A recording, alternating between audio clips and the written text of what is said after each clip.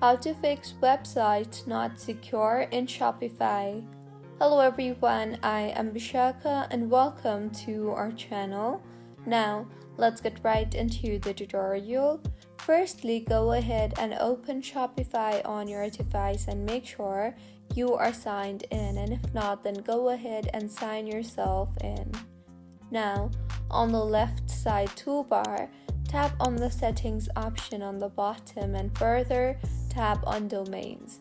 Now, look under the SSL column.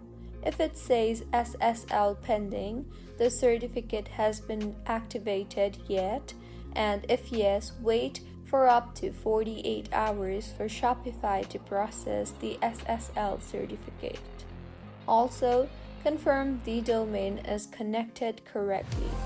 Shopify domains automatically include SSL. For third-party domains, verify these settings. Number 1, a record points to Shopify's IP address, and number 2, CNAME record points to shops.myshopify.com. After updating DNS settings, wait up to 48 hours for propagation, and sometimes browsers cache old versions of your site.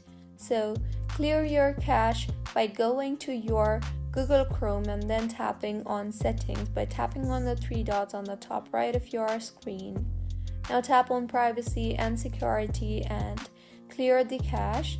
Further, test your site in incognito mode or a different browser. So this is how you can fix website not secure in Shopify. If you find this tutorial helpful, please like the video and do comment if you have any queries.